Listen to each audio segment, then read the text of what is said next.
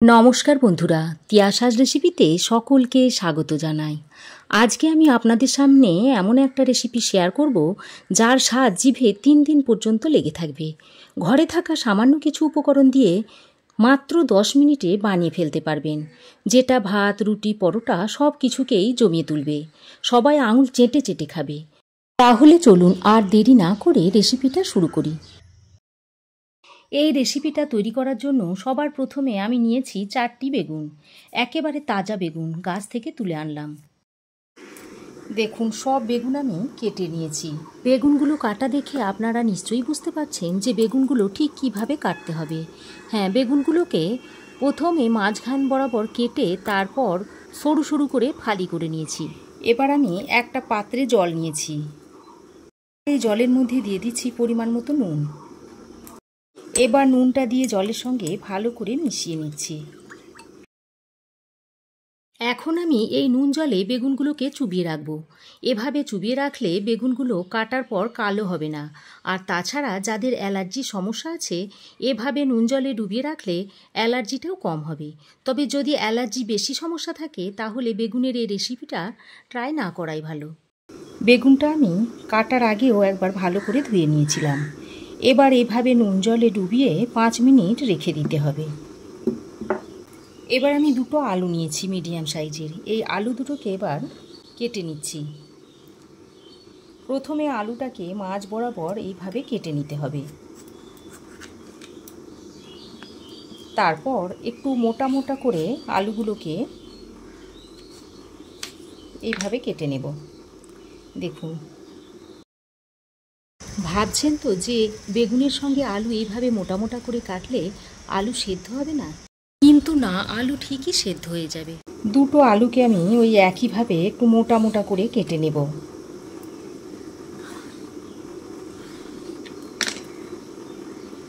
দেখুন, আলুগুলোকে আমি একটু মোটা মোটা করে কেটে নিয়েছি। দেখুন, আলুটা আমি কেটে ভালো করে ধুয়ে নিয়েছি। এবার রান্নাটা করার জন্য গ্যাসে একটা কড়াই গরম করে দিয়ে দিচ্ছি 3 টেবিল চামচ মতো সর্ষের তেল। এবার তেল ভালোভাবে গরম হয়ে এলে এর মধ্যে কেটে ধুয়ে রাখা আলুগুলোকে দিয়ে দিচ্ছি। এবার আলুগুলোকে তেলের সঙ্গে ভালো করে নেড়ে চেড়ে একেবারে লালচে করে ভেজে নেব। দেখুন বন্ধুরা, আলু আমি লালচে করে ভেজে নিয়েছি। আপনারা দেখে নিশ্চয়ই বুঝতে পারছেন কিভাবে ভেজে নিয়েছি। এবার আমি এই ভেজে নেওয়া আলুগুলোকে একটা প্লেটের মধ্যে তুলে নিচ্ছি।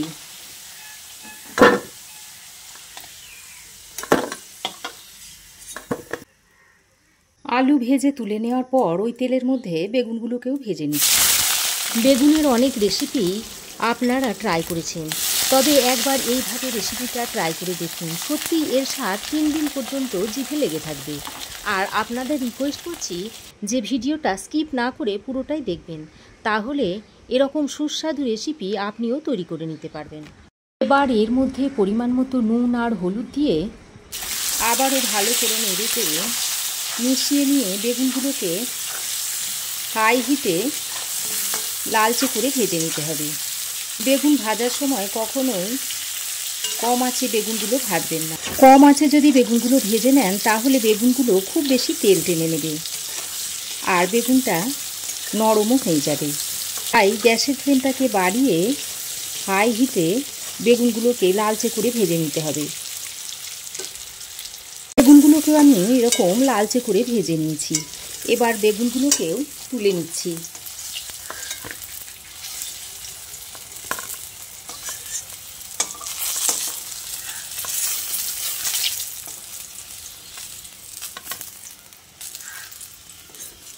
বেগুন ভেজে তুলে নেওয়ার পর ওই তেলের মধ্যে দিয়ে দিচ্ছি 2টো তেজপাতা ছিঁড়ে, দিয়ে দিচ্ছি 2টো ফাটিয়ে নেওয়া এলাচ আর হাফ চামচ মতো গোটা জিরে দিয়ে দিচ্ছি।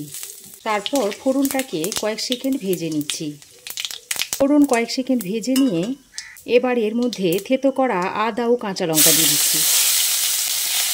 এবার আদা ও কাঁচা লঙ্কাটা দিয়ে ফোড়নের সঙ্গে বেশ কিছুক্ষণ নেড়ে চেড়ে দিয়ে নিচ্ছি।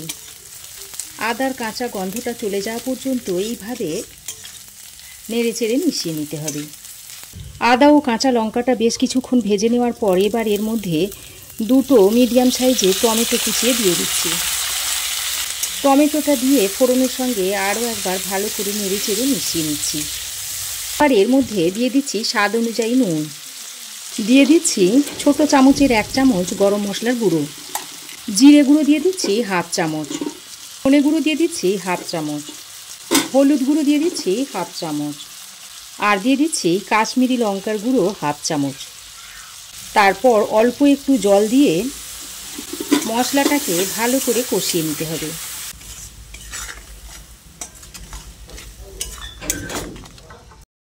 এবার আমি ঢাকা দিয়ে মশলাটাকে খানিকক্ষণ কষিয়ে নিচ্ছি। 2 মিনিট ঢাকা দিয়ে মশলাটা কষিয়ে নিয়েছি। তারপর ঢাকাটা খুলে নিয়েছি। দেখুন মশলা ভালোভাবে কষানো হয়ে গেছে, আর দেখুন টমেটোগুলো খুব সুন্দর নরম হয়ে গেছে। এবার এই পর্যায়ে দিয়ে দিচ্ছি 1 চামচ বেসন।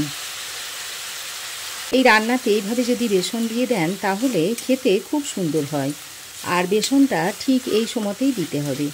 বেসনটা দিয়ে ভালো করে নেড়ে চেড়ে মিশিয়ে নিচ্ছি। আর দেখুন বেশ অনেকটাই শুকনো শুকনো হয়ে এসেছে, অর্থাৎ মশলা খুব ভালোভাবে কষানো হয়ে গেছে। এবার আমি এখানে ভেজে রাখা আলুগুলোকে দিয়ে দিচ্ছি।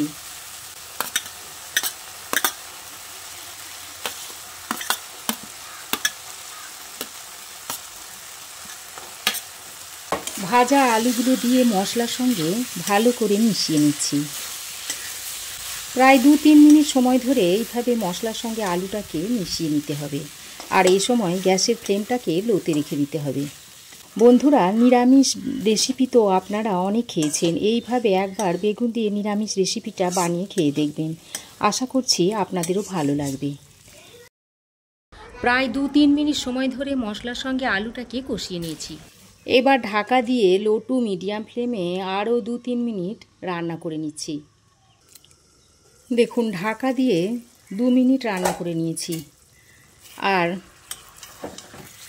দেখুন অনেকটাই শুকনো শুকনো হয়ে গেছে, আর আলুগুলো দেখুন খুব সুন্দরভাবে সেদ্ধ হয়ে গেছে। তবে খুব হালকা হাতে নাড়াচাড়া করবেন, তা না হলে আলুগুলো ভেঙে যাবে। আলুগুলো এমনভাবে সেদ্ধ হয়েছে দেখুন যে ভিতরে নরমও আছে অথচ গলেও যাচ্ছে না। এবার আমি ভেজে রাখা বেগুনগুলো এর মধ্যে দিয়ে দিচ্ছি।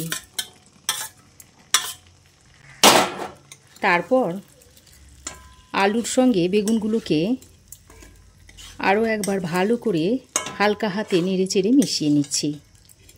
আপনারা চাইলে এখানে জল দিয়ে ঝোলও তৈরি করতে পারেন, কিন্তু আমি এটা মাখো মাখো করেই রাখবো, তাই আমি আর জলটা দিচ্ছি না। ভালোভাবে নেড়ে চেড়ে মিশিয়ে নিয়ে এবার আমি এর মধ্যে দিয়ে দিচ্ছি 1/2 চামচ মতো চিনি। যেহেতু আমি নিরামিষভাবে রান্না করছি তাই আমি 1/2 চামচ চিনি দিয়ে দিলাম। চিনিটা দিয়ে আলু বেগুনের সঙ্গে ভালো করে মিশিয়ে নিচ্ছি। এবার আমি সবশেষে এর মধ্যে একটু ঘি দিয়ে দিচ্ছি। এই 1/2 চামচ মতো ঘি এখানে দিয়ে দিচ্ছি। ঘিটা দিয়ে বেগুন ও আলুর সঙ্গে বেশ ভালো করে মিশিয়ে নিচ্ছি, আর এইভাবে ভালো করে মিশিয়ে নিলে এই রেসিপিটা একেবারে সার্ভ করার জন্য রেডি হয়ে যাবে। দেখুন রান্নাটা এখন সার্ভ করার জন্য তৈরি হয়ে গেছে। এখন আমি ঢাকা দিয়ে আরও 5 মিনিট রাখার পর তরকারিটা আপনাদের সার্ভ করে দেখাচ্ছি। এই নিরামিষ আলু বেগুনের তরকারিটা একটা বাটির মধ্যে সার্ভ করে দিচ্ছি। এটা আপনারা যে কোনো নিরামিষ দিনে তৈরি করে খেতে পারেন, আর এটা ভাত, রুটি, পরোটা, লুচি সব কিছুর সঙ্গেই খেতে পারবেন। খেতে অত্যন্ত সুস্বাদু হয়, একবার অন্তত বানিয়ে খেয়ে দেখবেন, আশা করছি আপনাদেরও ভালো লাগবে। তো বন্ধুরা, রেসিপি কেমন হলো অবশ্যই একটা কমেন্ট করে জানাবেন। ভালো লাগলে একটা লাইক ও শেয়ার করবেন। পাশে থাকা বেল আইকনটা অবশ্যই প্রেস করবেন। আর আমার চ্যানেলে নতুন বন্ধু হয়ে থাকলে প্লিজ চ্যানেলটা সাবস্ক্রাইব করার অনুরোধ রইল। আজ এ পর্যন্তই। আবার দেখা হবে নতুন কোনো রেসিপি নিয়ে নেক্সট এপিসোডে। সে পর্যন্ত ভালো থাকবেন, সুস্থ থাকবেন। ধন্যবাদ।